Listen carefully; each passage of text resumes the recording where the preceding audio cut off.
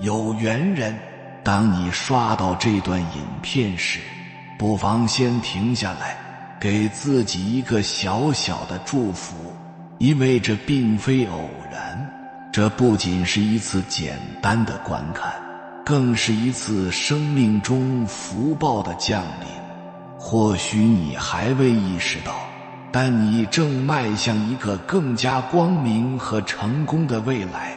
自私、势力、眼光、德、智、勇，大道行者太空思维的9字理念，看懂了，福报将源源不断地降临到你身上，改变你的人生轨迹，带来前所未有的好运和成就。或许听起来有些难以理解，但细细思考，你会发现，这其实是一种极为深刻的人生智慧。成功不仅仅依靠努力，还需要具备正确的思维方式和心态。正如宇宙间的万物运转一样，人生的成功也是有规律的，而这9字理念正是帮助你掌握规律、打破局限的钥匙。自私。什么是自私？自私就是把自尊、自重、自爱、自信、自立、自强、自警、自省等一切属于自我美好的东西，放到自己的灵魂深处，过自己想要的生活，不是自私，要求别人按自己的意愿生活才是。自私比黄金还金贵，所以你必须自私。自私的极致是无私。孔子说：己利利人，己达达人。不自私就没有结果，没有结果，你再多的良善还不是一张空头支票。所以你有必要来一次重生的自私。从人性的角度来讲，成功者就是要学会自私，要把一切自我美好的东西放在我们的灵魂深处。世人都有私心，都会注重自己的利益，这是最原始的东西。每个人的付出都是需要得到回报的，这也是人之常情。但是如何获得回报？很简单，给予所有，得到一切。所以人与人之间以彼此谦让为基础，不仅每个人的利益不会受损，双方在互帮互助、互利共赢中，还能使彼此获得更大的利益。请谨记，最大的自私是无私，使天下为公。前提是要做好，把一切美好的东西放在自己的灵魂深处，即自尊、自重、自立、自强、自信、自爱、自警、自省，否则一切都是无用之功。所以只有真正做到了自私，才能够掌控自己，才能为自己泛滥如河的私欲筑起一道堤坝，并且牢记，势必要固若金汤，滴水不漏，否则你留存了一点私欲，就如同在堤坝上豁开了一道口子，很容易就造成大坝的决堤。因为这时你整颗心都还是欲望主导的，只是潜伏了下来。所以克己修身是来不得半点妥协的，唯有本心呈现，才能清明放松和自在。我常常观察周围人们的状况，许多人常常烦恼、忧愁、发脾气、心绪不宁、痛苦、焦虑、不满、嫉妒、怨恨、生气、愁眉不展、怨声载道，这也看不惯，那也不顺眼，消极、负面、悲观等等。我们一直在抱怨生活的不公平，抱怨爱情的不公平，但是你想没想过，为什么你去抱怨？因为有了你的抱怨，才让这个社会充满了抱怨。其根本原因是没有学会真正的自私。你为什么生气？因为你没有学会自私。你为什么嫉妒、愤恨、怨气冲天？因为你没有学会自私。你为什么总抱怨别人？为什么总说他人坏话？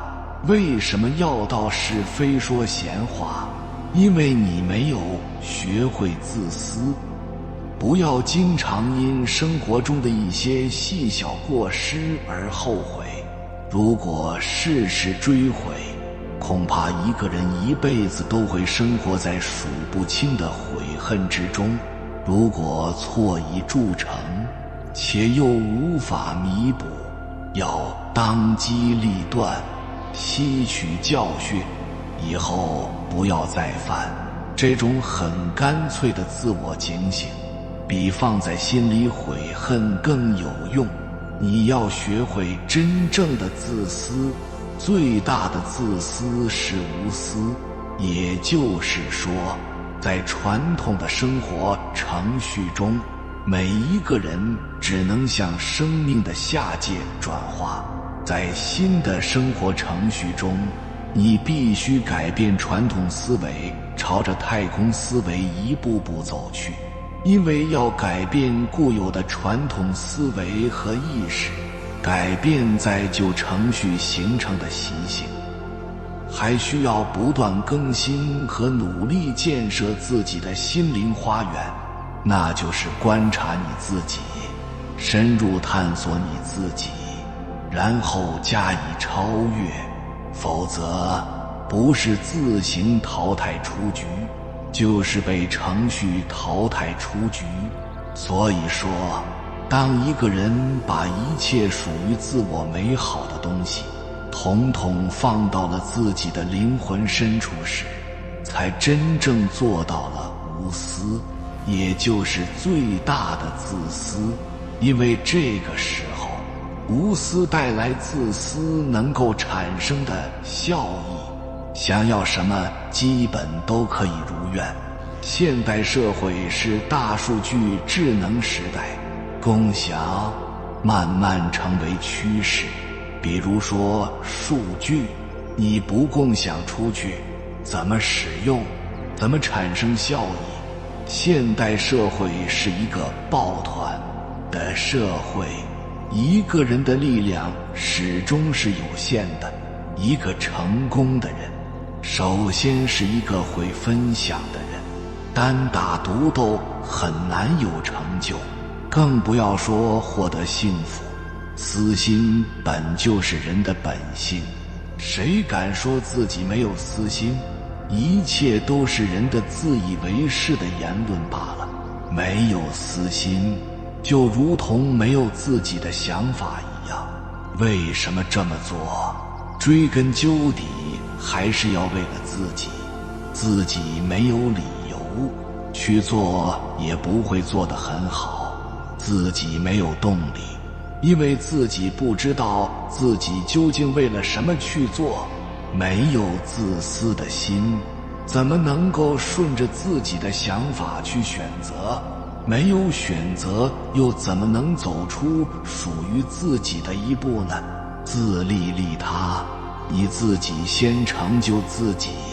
你自己的戒定慧、闻思修，你自己的知行合一才是最重要的。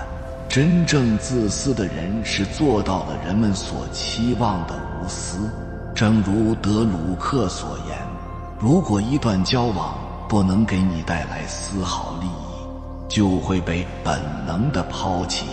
最大的利益是人生圆满。你总要习惯在告别中找到真正的自我。所以，当你还不能从容地生活，说明你为自己考虑的还是太少，说明你遭受的苦难还不够多。请记住，是你掌控生活，你不能让别人的生活控制了你。越在乎别人感受的人，越容易活得憋屈；越舍不得花钱的人，越容易过苦日子。自私的根源恰恰在于对自己缺乏爱意，不喜欢自己，不接受自己的人总是处在恒久的关切自己的焦虑之中。人天生就会趋利避害的，这难道不是人的本能吗？谁有病会选择对自己不利的事做？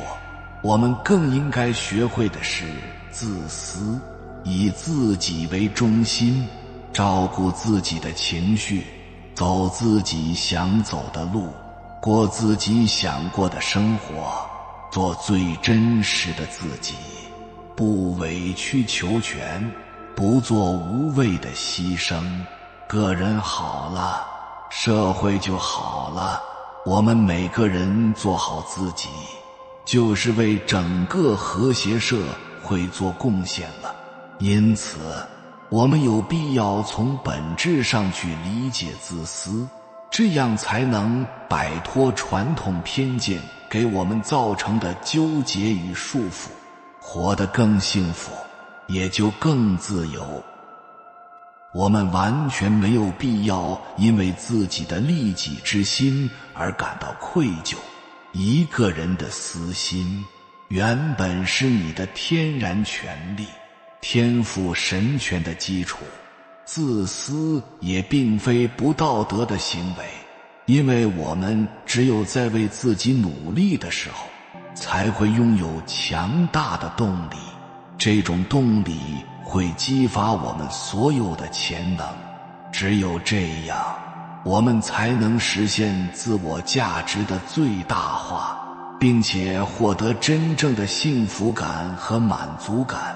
一个连自己都照顾不好的人，怎么可能更好地服务于社会，服务于人民呢？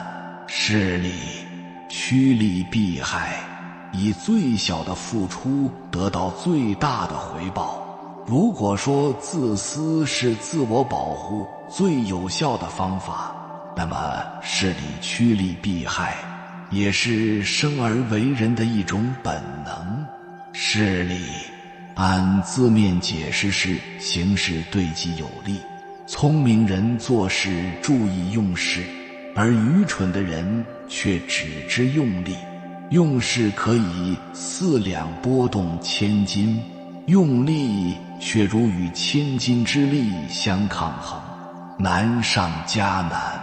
所谓英雄造时势，只有在善于用事的前提下才有可能，然后再跟随着事物发展中不断出现的矛盾变化而随机应变，顺势制定应对之策，如此才能成就事业。世上任何事物都存在着矛盾的两面性，在内外力共同作用下，矛盾的转化有时非常迅速，有时又很不明显。而矛盾虽在，皆以利为矛盾之在，皆可利用矛盾相转。因势行策，那好比我们人类是蚂蚁，生活在蚁洞中，绝不会知道森林、大海、山峰、地球、银河、宇宙，但偏有几只蚂蚁知道了这些，明白有更大的规则在运行一切，于是扬长避短，借势而为，充分发挥我之长处，避开我之短处，才能趋利避害，获至成功。所谓尺有所短，寸有所长。万物生灵皆有其赖以生存的优势，同时也必定有其相对的劣势存在。不要拿鸡蛋去碰石头，而要拿石头去碰鸡蛋。所以只有掌握趋利避害的原则，谨守原则，方能转祸为福，弃逆从顺，以最小的付出得到最大的回报，从而保护和扩大自己的利益，成就自身价值。以一定之规校对风云突变，纵观古今，趋利避害，扬长避短，成就伟业的事例比比皆是。如春秋时期，孙膑用下等马对上等马，中等马对下等马，上等马对中等马的方式，帮助田忌获胜。抗战时期，毛泽东主席放弃了走苏联红军城市包围农村的老路，毅然决定发挥自身优势，以农村包围城市，最终取得了战争的胜利。所以一个智者，他的目标不是追求完美，而是尽其可能地避免不幸。趋利避害不仅是人的本能，也是各种生物的本能。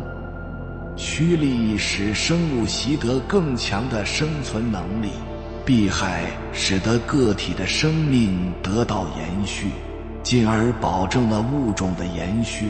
其中的优胜者在大自然的优胜劣汰中生存下来，并促使物种不断向高级进化。连花朵都喜欢追随着太阳，一天内不知疲倦地转动 N 多次方向。人们会依附、追随、仰望能量巨大的强者，希望得到庇佑和好处。这是人类千万年进化来的智慧。趋利避害是本能，放大痛苦是无能。势利之事者，非自由之事，实为借势之事。墨子认为人的本性是趋利避害的。墨子说：我为天之所欲，天亦为我所欲，然则我何欲何物？我欲福禄而恶祸遂。墨子一语道破了人性的趋利避害原则。故大取，右言，利之中取大，非不得已也；害之中取小，不得已也。所谓有而取焉，是利之中取大也，于所既有而弃焉；是害之中取小也。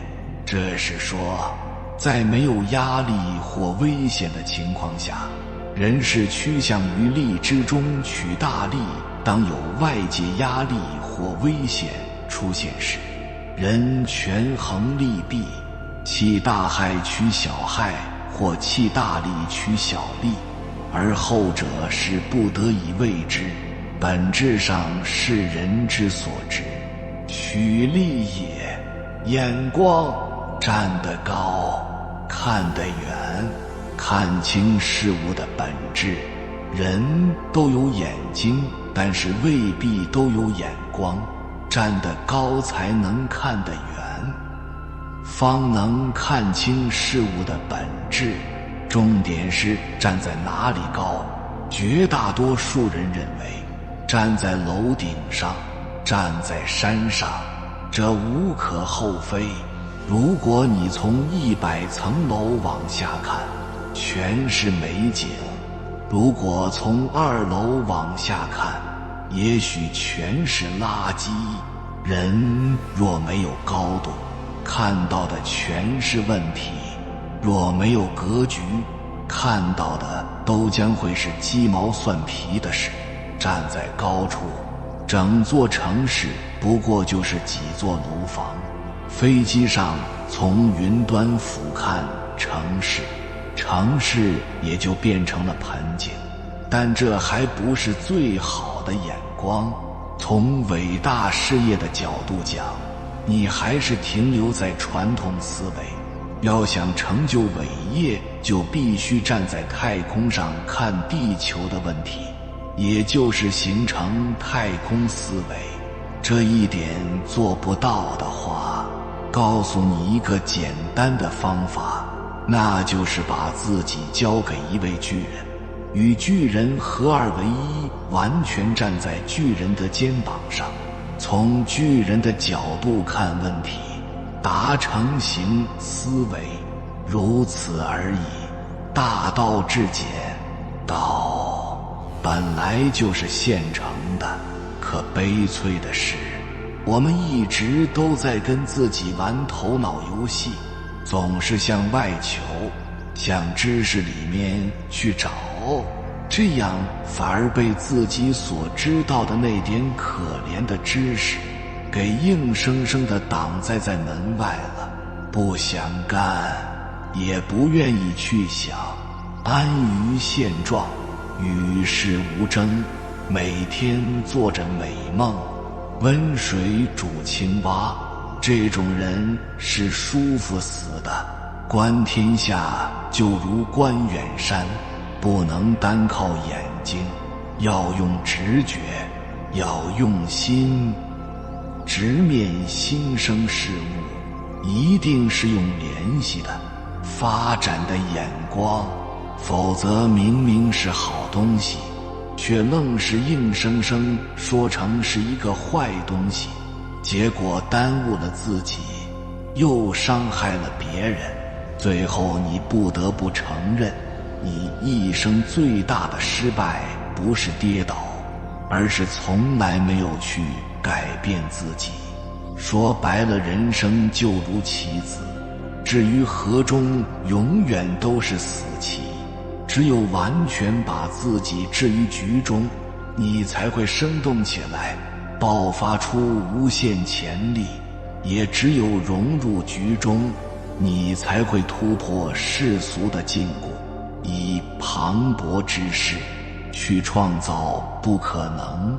记住，梦想是不用解释的，一旦呈现就足以引爆整个世界。否极泰来，物极必反，谋大事者必要布大局。对于人生这盘棋来说，我们首先要学习的不是技巧，而是布局。人都是被逼出来的，我们每一个人都具备了无限的潜能，只是没有被充分挖掘出来。所以生于忧患，死于安乐。当你走到压力山大的时候，不要焦躁，没关系，因为这只是生活对你的一点小小考验。你要调整好心态，相信自己，一切都能处理好。时势造英雄，穷则思变，这样你所面对的压力将会变成巨大的动力，倒逼着你走向成功。大格局即以大视角切入人生，力求站得更高，看得更远，做得更大。大格局决定着事情发展的方向，掌控了大格局，也就掌控了局势。在人与人的对弈中，舍卒保车、飞象跳马等种种奇招，就如人生中的每一次博弈。棋局的赢家往往是那些有着先于后取的度量，统筹全局的高度，运筹帷幄而决胜千里的方略与气势的棋手。所以成功本身并不是很难，真正难的是你不愿改变，却还妄想着成功。人生在世，若想获得自己想要的一切，我们能改变的只有自己。回过头来，可能你就成功了。很多时候，只要理想坚定，行动果决，即便行囊简单，也能抵达人生的远方。人活一生，需要很多能力，但所有的能力终将汇聚于一点：看破表象，洞见事物本质的能力。简而言之，把复杂问题简单化就是事物的本质。把事情看得越单纯，就越接近真相，也就越接近真理。因此，抓住复杂现象背后单纯的本质，这样一种思考方式极为重要。花1秒钟就看透事物本质的人，和花一辈子都看不清事物本质的人，注定是截然不同的命运。关键是你是否跳出自己的怪圈，用联系的、发展的眼光去看待问题，分析问题，坚决问题，不忘初心，方得始终。只有回到自己的心，打掉自己的情绪，消灭立场，去掉偏执与偏见，从智慧的权威视角再来看这个世界，就会看到大千纷纷，会看到万古千秋。就这样一步步的接近于事物本身，如孔老夫子那样抽丝剥茧，扒开绝对与固执，扒开自以为是，最终见到的是我们那颗完美的，始终呈现着希望、未来与快乐的初心。我们来到这个世界，原本是为了认清世界，认识自己，但迷失途中带来困惑，让我们沉陷于欲念之海。就从现在开始，走出痛，走出伤，走出怨，走出忧，那与日月光华般的智慧同在的，才是真正的我们自己。放下面子，心胸宽广，以德报怨，以德报怨，可以扭转乾坤，创造奇迹。道生成了万物，但不占有万物，替万物做了所有的事情，但不以此要求回报，帮助万物成长，但又不主宰万物。这就是最高深的德呀！在这里，最有说服力的证明应该是大地。大地生养了所有的动物植物，给它们养分食物，帮它们成长。但大地占有它们了吗？从来不占有。大地是最好的道的例子。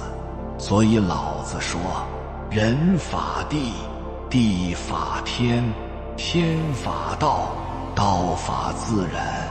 以德报怨，从来就不是为了便宜对方，而是为了放过自己。所以以德报怨可以让你的生命更有意义，更加快乐，你才得到最后的胜利。想着宽恕他，祝福他，甚至去帮助他，然后去爱你的敌人，你会放下心中所有的苦，会得到真正的自由。能够以德报怨，以善报恶，以爱报恨的人，才是真正的强者，才是最后的赢家。有人会问，都以德报怨了，那恶人谁来惩治？正义谁来伸张？一靠法律，二靠因果。天网恢恢，疏而不漏恶人自有天收。再说了，都已得报怨了，自然就扭转了这种恶恶怨怨的不良循环。那还有恶人吗？这是老子教给我们的人生道理，如何解除矛盾，化解怨愤。老子主张以德报怨。老子认为对待怨愤的最好方法是以德报怨，这也是老子知善的最高境界。从道的层面来看，以德报怨即是道的体现，乃为大善。从社会个人的角度看，以德报怨思想的重点在于为善去恶，而不是无限度的容忍或者放纵邪恶。所以化解怨恨最好的方法是压根就不结怨，好事不求回报，坏事不去算账，自然就没有任何结怨的可能了。所以抱怨以德，这是人生的一大法宝。如果谁能学会抱怨以德的这种态度，而且你真的能去做的话，我觉得这个人的人生很快就会改变的。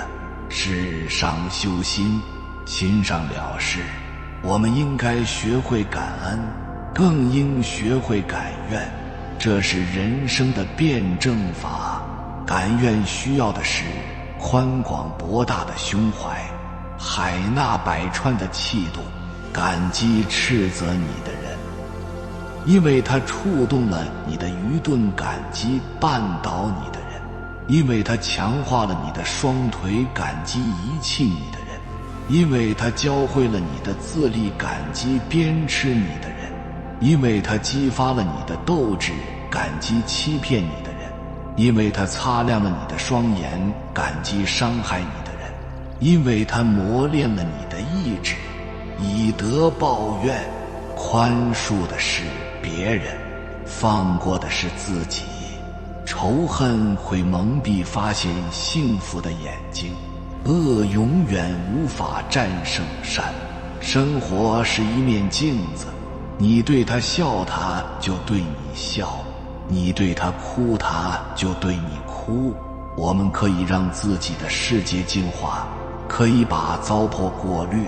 所以我只传播正能量，付出是最大的智慧。老子说，众人都光辉炫目，唯独我好像迷迷糊糊，众人都活得明明白白，唯独我好像浑浑噩噩。世人仿佛都很灵巧，有自己的本领，同时又在发挥自己的作用，只有我愚昧笨拙，仿佛一无是处。郑板桥也有过一句感慨：聪明难，糊涂亦难，由聪明转糊涂更难，所以难得糊涂。人活一世，不能太聪明，太聪明的人往往就容易炫耀自己的聪明，他们习惯性的自以为是，为人骄傲，做事独断，往往自恃聪明，喜欢追名逐利，往往得到一时的利益，却最终聪明反被聪明误，机关算尽，甚至搭上自己的性命。而那些看似木讷的人，却往往能够在大事上立定立场，不容易误入歧途，在小事上也能多听取别人的意见，看似愚笨，其实却是智慧。所以大智若愚，明明自己是块肉，就要做一根稻草，不要太把自己当回事，觉得自己有多少价值。做好一根稻草，只要跟大闸蟹合二为一就行了。我们做的就是不要考虑回报，只需要给予别人爱就可以了，因为我们是被成功的，是被高高在上的悟道得到，自己明明是一棵小草，愣是硬冲一棵大葱也就罢了，怎么可能和大树一比高下呢？《道德经》里讲，大巧若拙，大辩若讷，看似木讷质朴，甚至愚笨的，其实才真正得了人间的大智慧。天下之至拙，能胜天下之至巧。愚笨的人知道自己没有先天的优势，所以他们往往不会卖弄聪明，也不会投机取巧，他们一口一口吃饭，一步一步走路，遇到问题就用力钻研，直至攻克为止。以自我为中心的人，必将困于人生最大的陷阱。天下之至柔，驰骋天下之至坚。水是天下最柔软的东西，但是却能够击穿最坚硬的岩石，这就是柔弱可以战胜刚强。柔就是不要硬挺，要懂得弯腰，一味的刚强没有好处，必要的时候人要懂得示之以弱，柔是谦卑。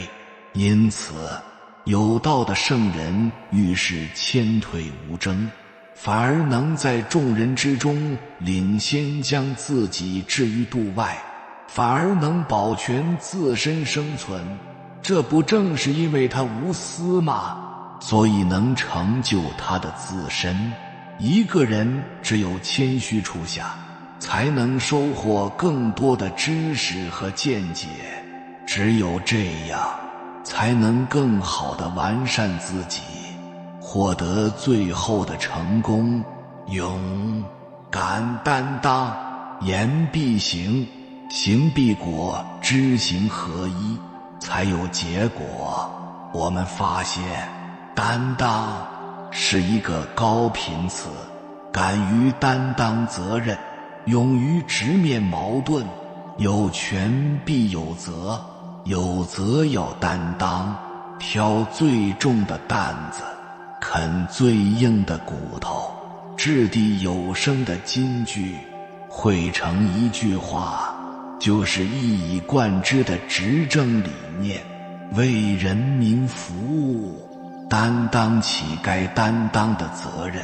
大事难事看担当，小事琐事看修养。面对难题，你是一推了事还是迎难而上？出现问题，你是逃避责任还是勇于担当？敢担当的人有机会，会担当的人有地位。在我们的生活中，从来都不缺少责任，缺少的是把责任放在心上，也从来不缺少担当，缺少的是将担当付诸于行动。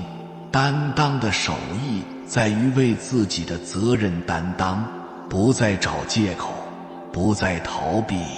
担当这个词说是很好说，但真正能做到的人百不存一。不要问自己是不是一个有担当的人，直接问自己为什么不肯担当自己的人生。你在怕什么？是想不劳而获而不肯付出代价，还是自我价值太低，害怕别人不肯承认自己？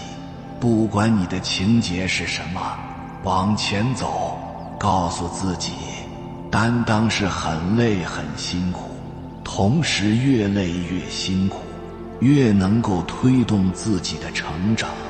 心缺自尊，言行必卑贱；心缺敬畏，言行必随便；心缺诚实，言行必虚妄；心缺涵养，言行必粗陋；心缺智慧，言行必愚痴；心缺良善，言行必恶毒；心缺美德，言行必低下。